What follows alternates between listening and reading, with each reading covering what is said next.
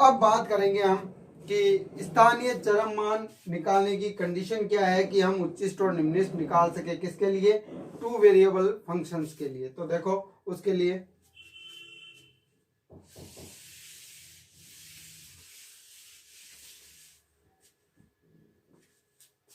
अब देखो फलन fxy के चरम मान यानी एक्सट्रीम वैल्यू, स्टूडेंट चरम मान उच्चिष्ट भी हो सकता है और निम्निष्ट भी हो सकता है। कौन सा, ए बी होने की आवश्यक शर्त कह दो या फिर स्टूडेंट कसौटी, किसी कुछ भी कहा जा सकता है कि आवश्यक शर्त क्या है या कसौटी एग्जाम में किस प्रकार पूछा है। तो हमारे पास फंक्शन होगा student del f upon del x, यानी एक्स के सापेक्ष इसका हम आंशिक अवकलन करेंगे और स्टूडेंट वहां पे हम एक्स और वाई के स्थान पे पॉइंट ए बी रखा जाएगा, वो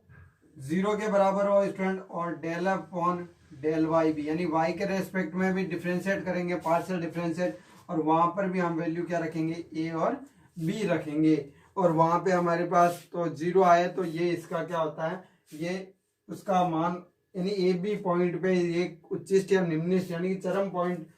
होने की आवश्यक शर्त या कसौटी है स्टूडेंट। तो ये तो अपने पास हो गई कि आवश्यक शर्त इस प्रकार है कि उच्चिष्ट और निम्निष्ट किस प्रकार। अब बात करते हैं उच्चिष्ट और निम्निष्ट का निर्धारण कैसे होगा। तो ए और बी के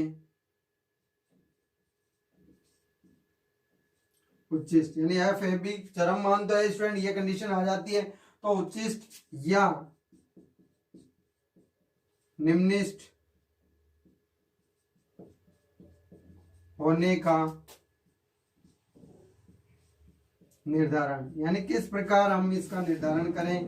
तो स्टूडेंट हमें पता है कि आंशिक अवकलन में पी क्यू आर एस लिखे थे, तो ये तो स्टूडेंट पी होता है एक्स के रेस्पेक्ट में, वाई होता है, क्यू होता है, फिर यहाँ पे बात करेंगे del 2f upon del x square, जिसको हम क्या लिख सकते हैं स्टूडेंट, आर। कब होगा, जब उस पॉइंट पे रखेंगे स्टूडेंट, तो हम लिख सकते हैं फलन एफ एक्स वाई के बिंदु ए बी पर द्वितीय कोटि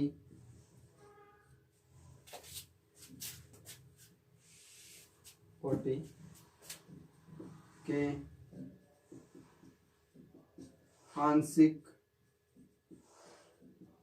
अवकलन क्या होंगे स्टूडेंट, देखो r equal to del 2f upon del x square s del 2f upon del x del y and t equal to del 2f upon del y square. यदि ये स्टूडेंट हमारे पास तीनों वैल्यू आ जाए तो हम यहाँ से अब निर्धारण कर सकते हैं इसका मैक्सिमा या मिनिमा होने के लिए। तो किस प्रकार करेंगे स्टूडेंट, देखो फर्स्ट कंडीशन स्टूडेंट, ये कंडीशन हमें ध्यान रखनी है यहाँ पे। तो क्या होगा, देखो R T minus S square, R और टी आपके पॉइंट रखोगे स्टूडेंट डिफरेंशिएट करके, तो हमारे पास R T minus S square, यदि ये वैल्यू अपने पास पॉजिटिव रहती है ग्रेटर देन 0,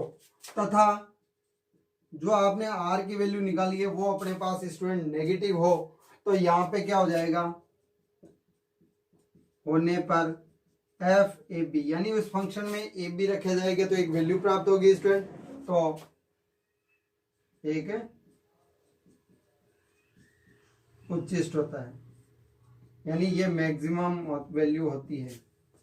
फिर बात आती है सेकंड कंडीशन स्टूडेंट कि यदि हमारे पास R T minus S square greater than 0 तथा आर ग्रेटर देन 0, यानी कि आर की वैल्यू भी हमारे पास पॉजिटिव है, तो यहाँ पे क्या हो जाएगा स्टूडेंट, होने पर एफ ए बी एक निम्निष्ट होता है। क्या होता है स्टूडेंट, ये एक निम्निष्ट होता है। अब बात आती है स्टूडेंट थर्ड कंडीशन, कौन सी कंडीशन है स्टूडेंट, थर्ड, तो यहाँ पे R T minus S square,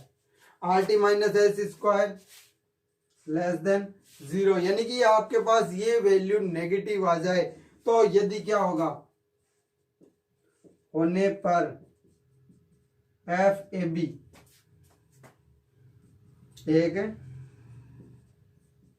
चरम मान नहीं है,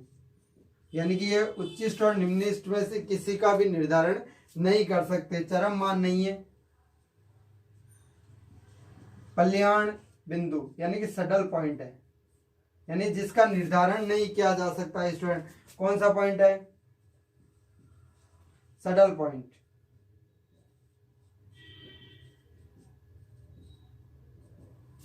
तो ये अपने पास स्टूडेंट कौन सा बिंदु हो गया, कल्याण बिंदु यानी कि सडल पॉइंट हो गया।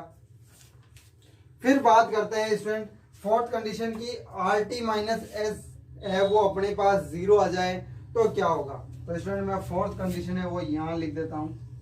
जगह कम है। जब r T minus S square equal to 0 होने पर स्थिति संदिग्ध है, स्थिति अपने पास है वो कौन सी है स्टूडेंट, संदिग्ध है, हम कह नहीं सकते, तो स्थिति संदिग्ध है और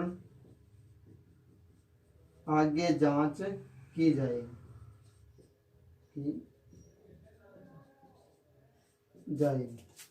तो स्टूडेंट ये अपने पास 4 कंडीशन है मैक्सिमा और मिनिमा की, कि पहला R T minus S square greater than 0 है और आर की वैल्यू नेगेटिव है, तो वो वहां पे उस पॉइंट पे वैल्यू होगी वो उच्चिष्ट होगी यानी हाईएस्ट। और यदि आपके पास ये ग्रेटर देन 0 है, R T minus S square और आर की वैल्यू पॉजिटिव है, तो आपके पास जो ए बी पॉइंट पे जो वैल्यू होगी वो क्या होगी, निम्नलिखित होगी फंक्शन की। यदि R T minus S square less than 0 होने पर है तो ये एफ है ये चरम मान नहीं है, यानी कि मैक्सिमम और मिनिमम दोनों ही वैल्यू नहीं है। कहने का मतलब ये कल्याण बिंदु यानी कि सडल पॉइंट है स्टूडेंट। कई बार एग्जाम में पूछा जाता है कि सडल पॉइंट क्या है, तो हमें ये डिफाइन करना होता है, जहां पे आर एस और टी की वैल्यू भी हमें लिखनी होती है।